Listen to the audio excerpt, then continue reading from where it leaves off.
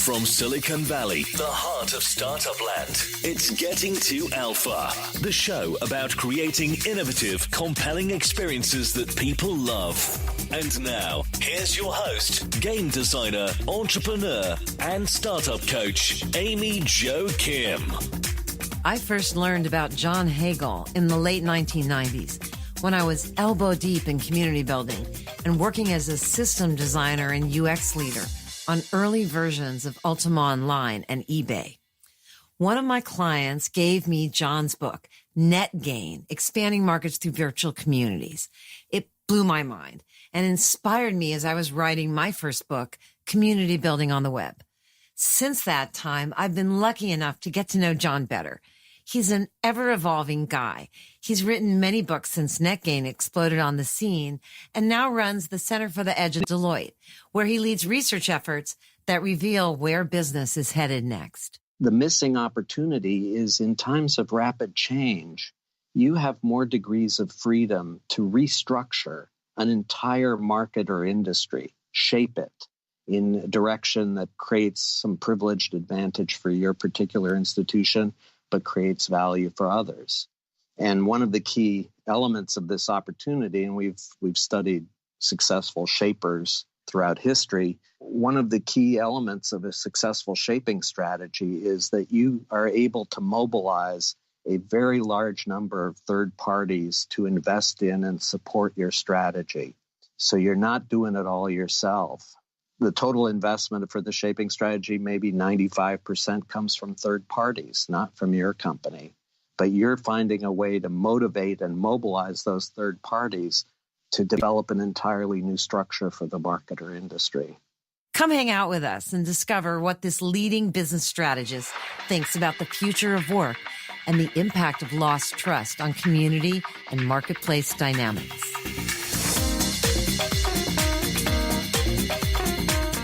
Welcome, John, to the Getting to Alpha podcast. Great to be here. Thank you. I'm really excited to talk to you. We've known each other a long time, but there's so much about you and your background that I don't really know. So I'm really thrilled to get a chance to dig in. Before we do, just give us a glimpse into your work life these days. What does a typical day look like for you? Who is it you're interacting with? What kind of decisions do you make? Bring us into your world.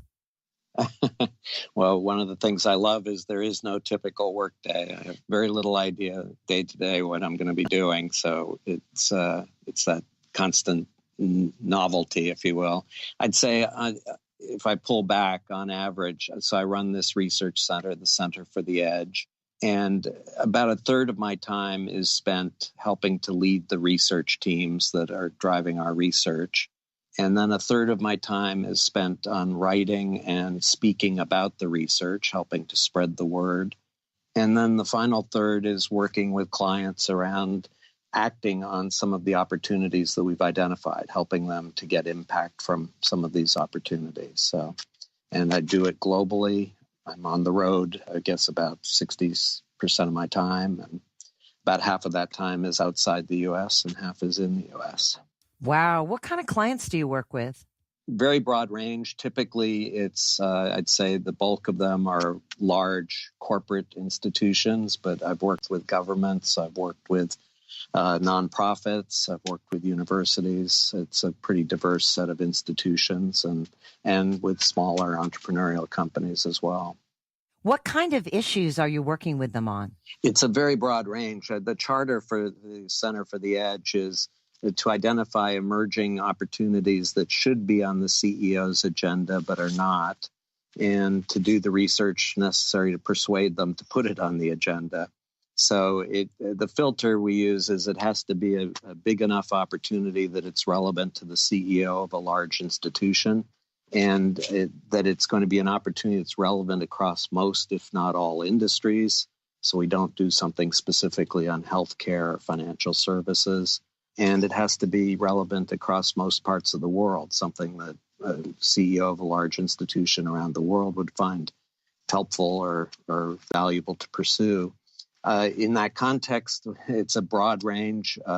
everything from new approaches to strategy, how you think about strategy in increasingly uncertain times, to new approaches to growth, ways of organizing within the institution, the kinds of connections across institutions, ecosystems and platforms, if you will, that can help to increase impact and value.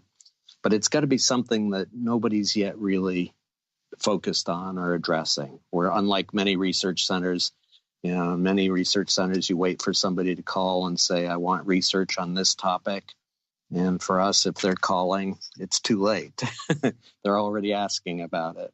We want to focus on the things that they aren't not yet asking about, but should be. So you're playing offense, not defense. That's the game. That's the game I'm in for sure. Could you give us an example of one of these issues that meets these criteria? Yeah, sure.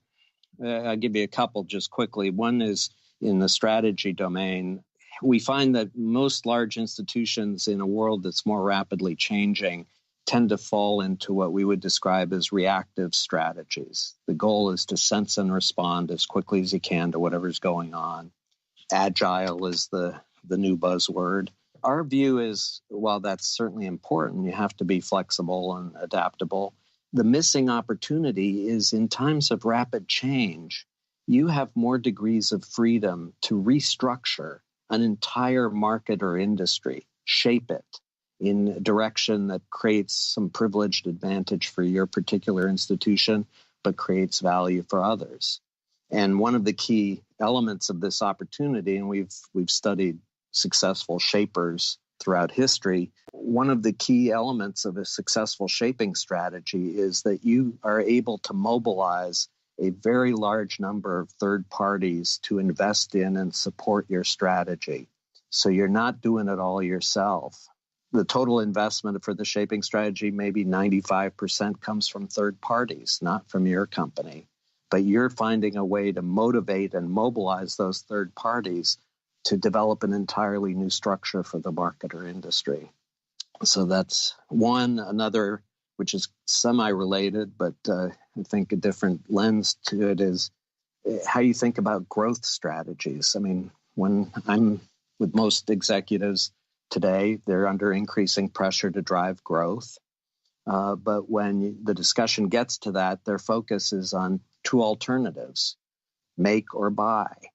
The way to drive growth is either to develop it internally, organically, or to go out and do a big acquisition. Those are the two ways to grow. And the debate is how much of it is going to be make versus buy. Our view is there's a third path to growth that's not yet on the agenda of most CEOs, but should be, which is what we call leveraged growth, which is how can you create more value and capture more value by mobilizing third parties to create value for your customers. And you get some of that value for yourself by virtue of having helped to mobilize them to address the customer's needs. But you're not going out and buying them, and you're not developing the capability internally. You're just being much more focused on who can I mobilize, what are the unmet needs of the customer, who can I mobilize to address those needs in a way where I can capture some of the value. So just a couple of examples, but hopefully illustrates the opportunities. It does. It would be really helpful to make that specific. So if I'm thinking, and without, you don't have to reveal anything that's not comfortable, but like, okay, so I want to think about mobilizing partners. Could you give me an example in a specific area where it's actually been successful? That'd be super helpful. Sure. Some of the most sophisticated companies that we think are starting to demonstrate the potential here are actually not in the US or even in Europe. They're out in Asia. And I'll give one example of a company that we've written about that we think is kind of on the leading edge. It's a company called Li & Fung, F-U-N-G. They're in the clothing and apparel business. Their customers are apparel designers, all the brand names we know and love, Calvin Klein and Taylor. Their proposition is they will take care of everything from sourcing of raw material through all the stages of production, all the logistics required, deliver it anywhere in the world you specify. Interesting thing, they do none of that themselves. They operate through a global network of 15,000 business partners. And it's truly a global network. Even though they're based in China, the vast majority of their partners are based elsewhere in the world. But their key proposition is we can help understand your needs and mobilize the appropriate expertise at the right time to address those needs.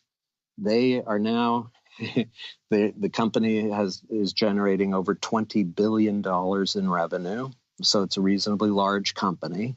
And virtually all of their growth has been through this leveraged growth model. It's not by hiring more people themselves or doing major acquisitions. It's by adding more participants to their network and providing more and more value to the customers they're serving. Great example. And it's absolutely a networked ecosystem, which is something that you've been writing about for a long time. It's fascinating how that connects with your earlier work. Yes, and everything I do is connected in one way or another. But one of the interesting things about, again, this particular example, Li and Feng, is I find that obviously more and more companies are talking about ecosystems and networks, but they tend to address it in a very transactional way. You know, you've got some capability I need, let me connect to it and we'll buy, sell, and do the deal and move on. Li and Feng has a very different mindset and model, which is we're in this together to build long-term relationships. And the key goal for both sides is to learn faster together. And it's interesting because we went out and interviewed many of the partners in the Li and Feng network as part of our research. And one thing that we found was when we asked, why are you part of the Li and Feng network? The answer we got back was because we learn faster than we ever could on our own or as part of anyone else's network. And so they focused from the first meeting on how can we build a relationship that's not just transactional where we're buying and selling from each other, but where we're learning from each other and learning faster together. And again, our belief is that's one of the big imperatives and opportunities in a more rapidly changing world. Okay, that's just fascinating. And that's so on trend. I mean, that's a huge part of Agile and particularly the lean startup approach is rapid shared learning. Yeah. And you're talking about expanding that into a more global workforce that's partnering versus doing transactional trade. Exactly. And it seems very relevant for navigating increasingly turbulent times. No, absolutely. I mean, again, I think the two key imperatives, they're not just opportunities, they're essential if we're going to survive. One is this notion of being flexible and being able to adapt to unanticipated situations.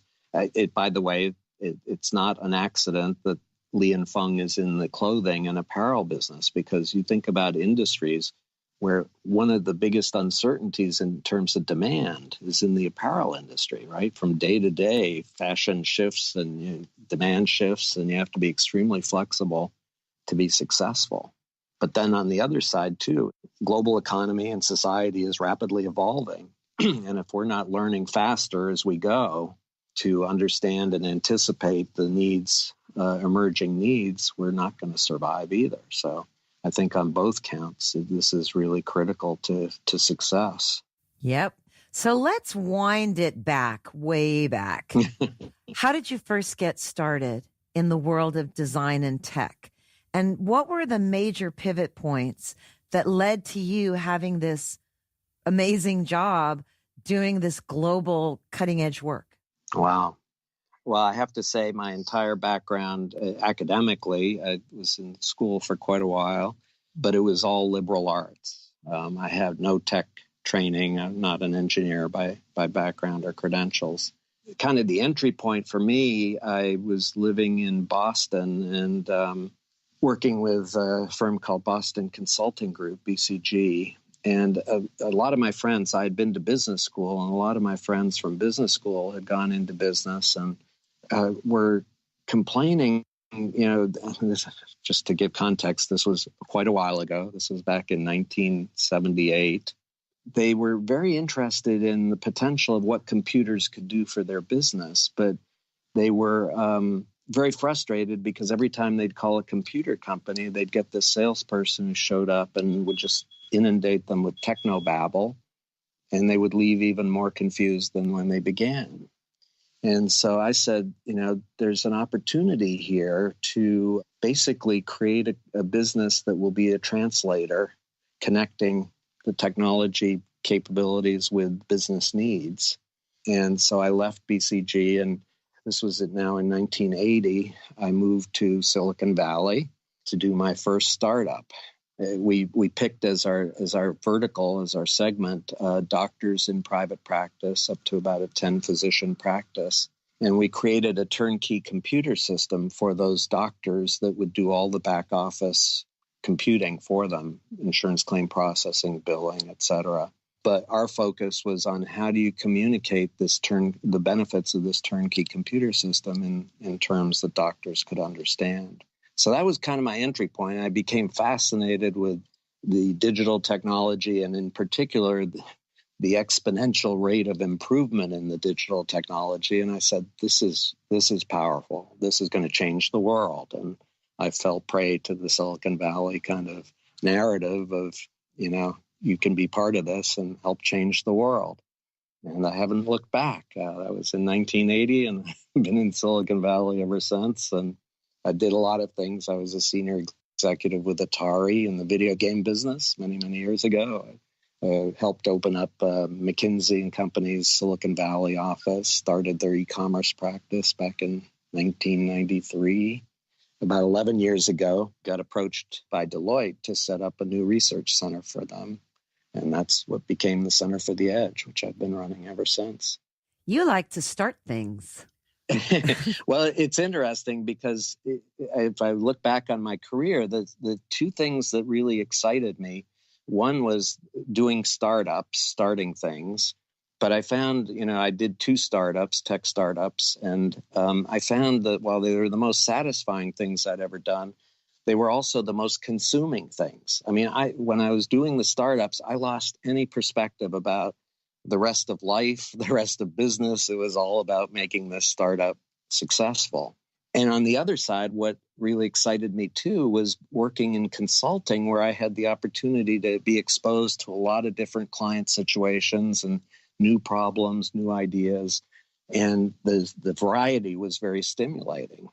And so ultimately, the way I resolved that tension between which of these do I want to do was to focus on doing startups within larger consulting firms. So starting a new office for McKinsey, starting new practices, starting a research center, but all within a larger consulting operation.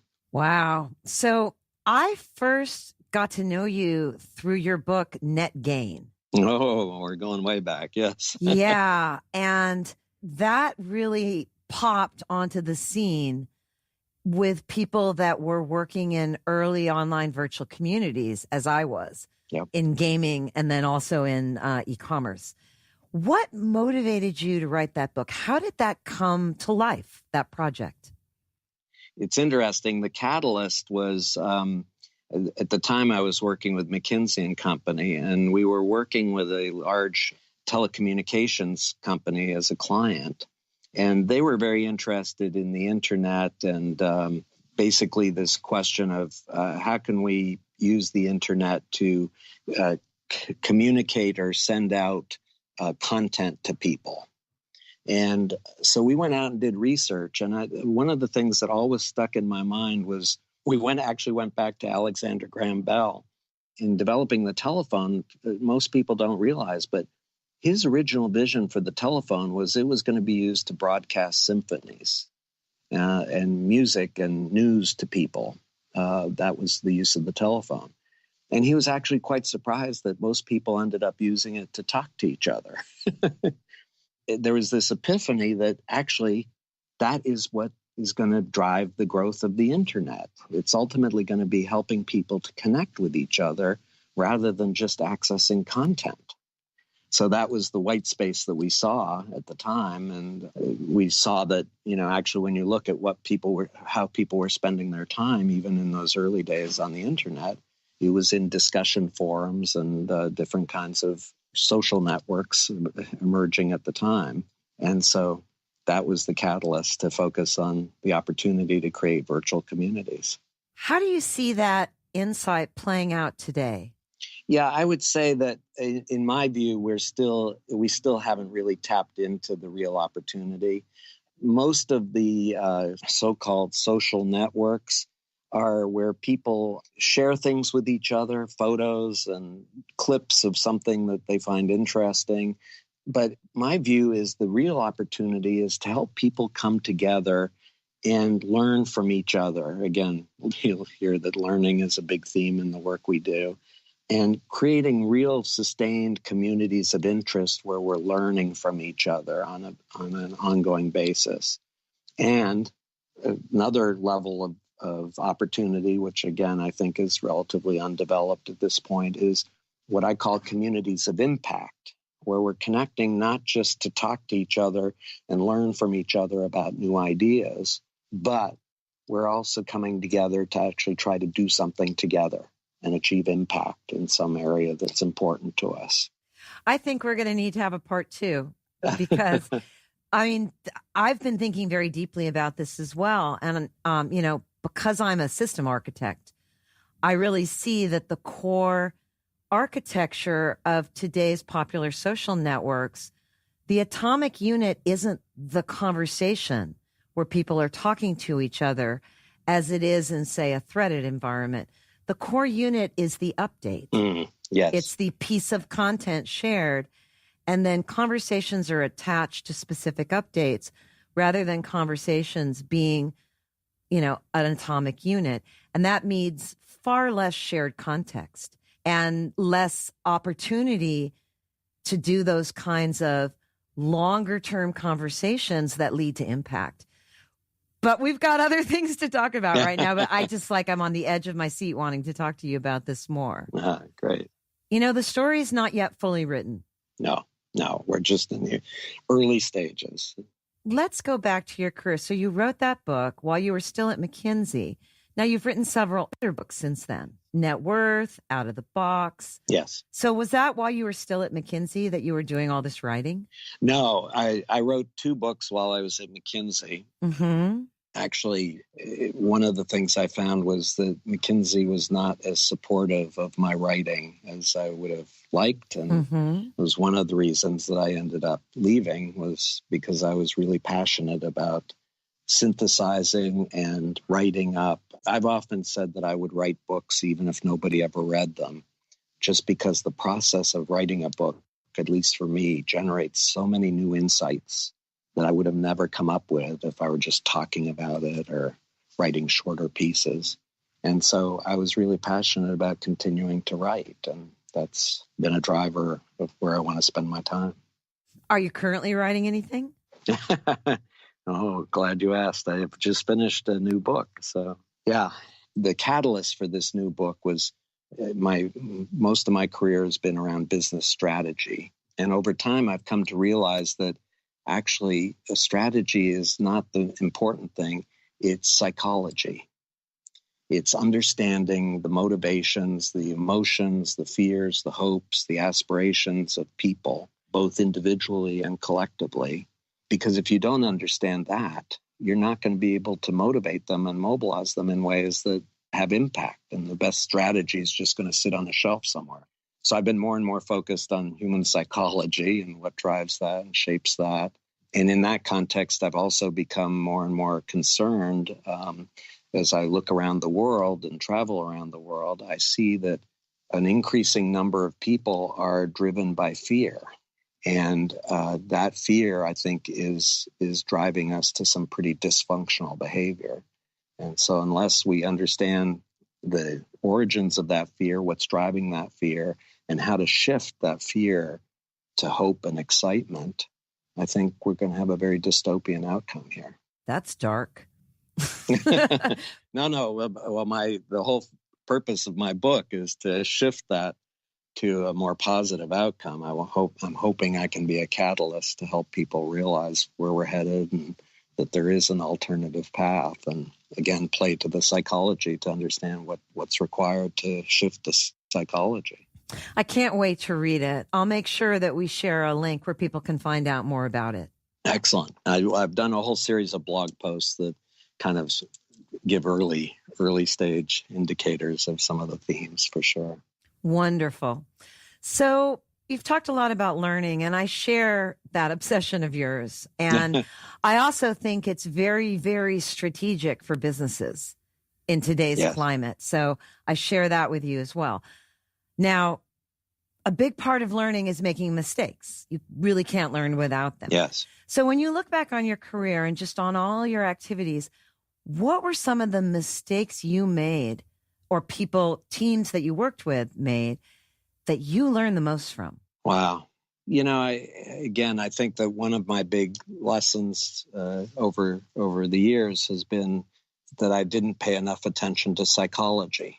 I was a classic business school graduate, and, you're taught there that it's all about data and analytics, and do the right analytics, put it in the right charts, present it to the right people, and they'll act on it. And I've come to realize that it's not about data and analytics. It's about emotions. And if you understand those emotions and find ways to address that, you're not going to have impact. So to me, that was one of the biggest lessons in my life. And I think the other thing is just I focus on very big opportunities and big changes in the world and how the world's changing. And in the early days, I was more focused on how to get big impact quickly. And over time, and again, this is partly shaped by increasing focus on psychology, I've realized that if you try to go for big impact quickly, you're going to overwhelm people. And that the key, one of the subtitle of my most recent book, The Power of Pull, was small moves smartly made can set big things in motion. And so it's resist the temptation to go big up front. Start with some very well thought out small moves that can demonstrate impact quickly and motivate people to join in and scale that in a way that's going to have real impact. I love it. So, that's a big part of actually bringing creative ideas to life and making things absolutely have an impact. No, absolutely. And again, it ties into the theme of learning because, if you're going big up front, you've thought it all through, you have all the detailed blueprints, everything's mapped out.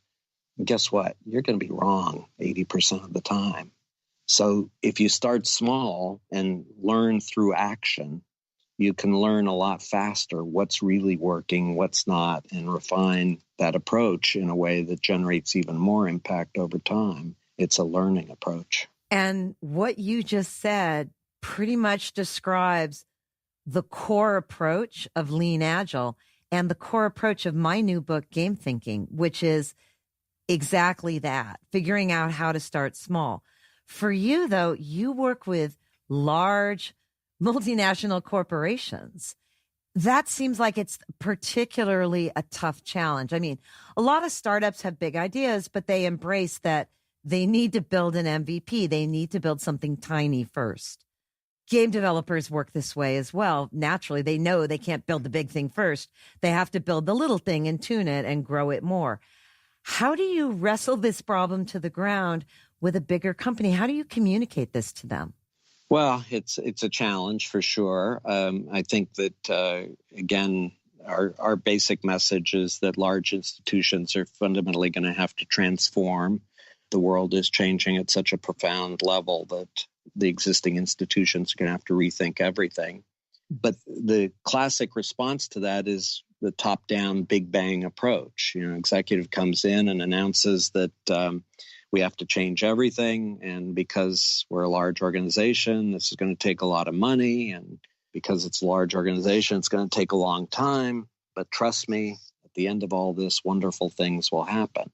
One of the key themes we have in our work is to have a very strong respect for the immune system and the antibodies that, in our experience, live in every large institution and will quickly mobilize at the slightest sign of change. And that top-down big bang approach brings out the immune system in a very powerful way. A lot of money? Wait a minute.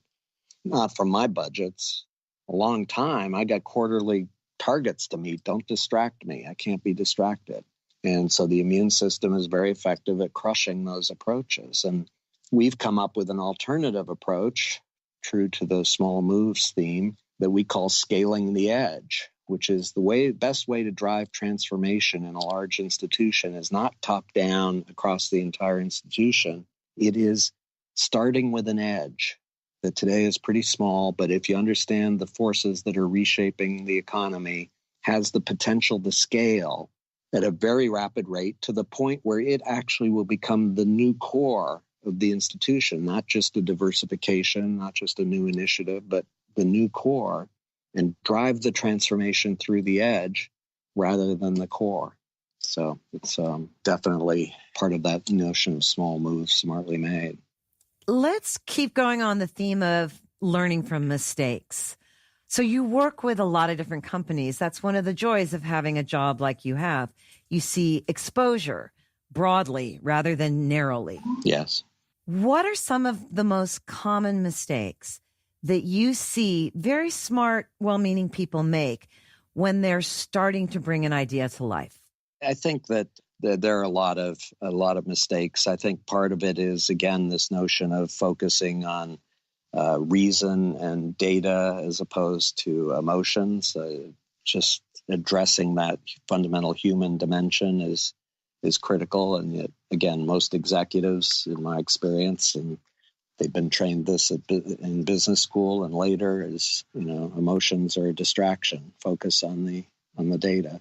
And then part of it too is they don't spend enough time, in my experience, building a group of people that are going to be the change driver. I mean, they try to do it. If we're talking about the CEO often takes it on his or her shoulders to drive the change versus, no, who are the people within my organization that are really passionate about the change that we could come together, and they may not all be reporting to me as the CEO directly, but they're in the organization. They're really passionate. They're really committed to driving change.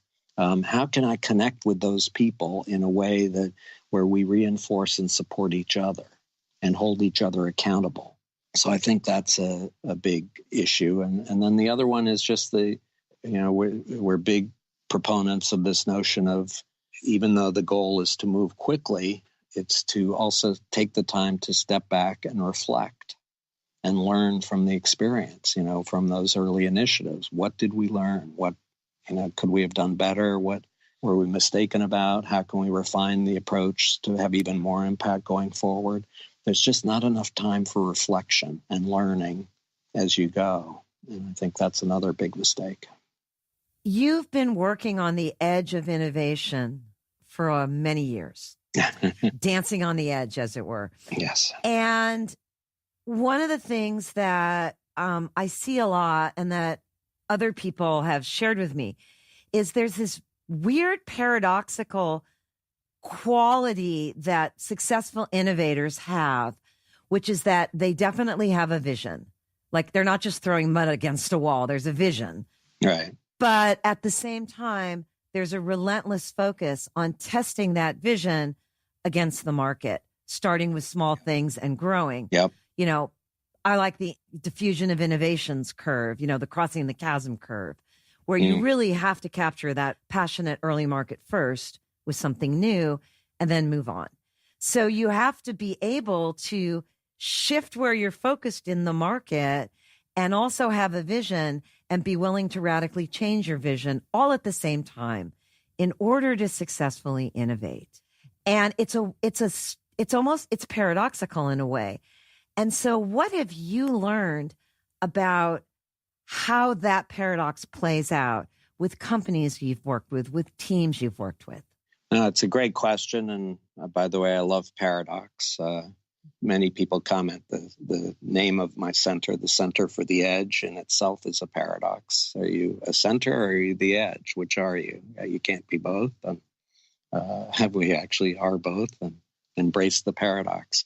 I think in the context of your question, broadly at a high level, the approach that we are suggesting to people is it is paradoxical in the sense of we call it zoom out, zoom in approach. And you need to focus on two horizons in parallel. One is a long-term 10 to 20-year horizon, the zoom out, and really be able to craft and identify a very tangible and inspiring opportunity that's huge, that's really big, that could motivate people to take risk and help them to make the shift from fear to hope, to excitement, because this is such an inspiring opportunity. So that's the zoom out piece. The zoom in piece is 6 to 12 months, and it focuses on what are the 2 or 3 things we could do, no more. We need to really align on what the 2 or 3 are most important in the next 6 to 12 months that would have the greatest potential to accelerate us towards that longer term opportunity. And one of the key values of that zoom in focus is starting to generate really tangible impact quickly that can help to overcome the fear. Because even if you've got a really inspiring opportunity that's down out in the future, the sooner you can start to demonstrate we're on the path. There is a path and we're on it. That again helps to address the emotional issues of people who are at one level interested, intrigued by the opportunity, but fearful.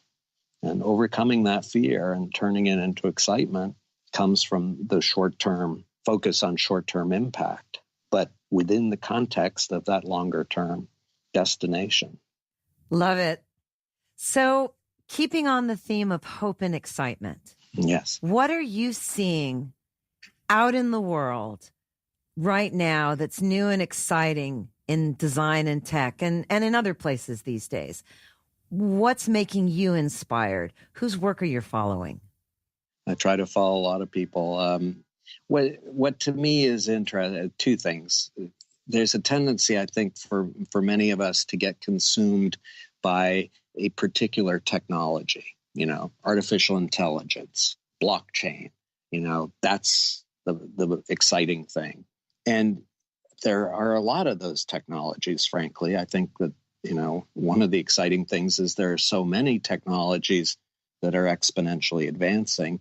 And the most powerful thing to me is how these technologies are coming together and interacting with each other, not just in isolation, one technology. It's these things coming together that creates the real power and potential, and focusing on the connections to me is the exciting opportunity ahead. And then I think on the other side, it's the notion of to be determined yet, but the opportunity for people to shift to an emotion of excitement and hope, and where they embrace the notion that by coming together, we can accomplish things that we could never do on our own. And that's the exciting thing, is coming together around a shared opportunity where we can all learn faster and have even more impact over time together, using these technologies as enablers. That to me is also very exciting, but that's the part that I still think needs to be really addressed to make it come alive. So if you look back on all of the projects you've brought into the world, what do you feel is your superpower as a creative person? What really lights you up? It goes back to the whole theme of the edge. I'm drawn to edges, in part because, I forget who said it, but it very much speaks to me, is this notion that answers are actually pretty boring. The really exciting thing are the new questions. What are the questions that could be answered, that need to be answered? And that's what pulls me, is focusing on what are the new questions that are typically emerging at first on an edge of some kind. It could be a demographic edge, younger generations. It could be geographic edges, emerging economies, technology edges, new generations of technology. But what are the questions that are emerging on these edges that, if we could answer them, would create enormous value? And I'm just drawn to to explore edges. I often say that I work and play on edges because that's where the learning is. Thank you for taking us along for a ride on all these edges. It's very stimulating, and I love your stories and can't wait to have a follow-up conversation and dig deeper into some of this. Well, I look forward to it. We clearly share a lot of interest in common, for sure. Thank you, John. Really appreciate it. Thank you. Thanks for listening to Getting to Alpha with Amy Jo Kim, the shows that help you innovate faster and smarter. Be sure to check out our website, gettingtoalpha.com. That's getting2alpha.com for more great resources and podcast episodes.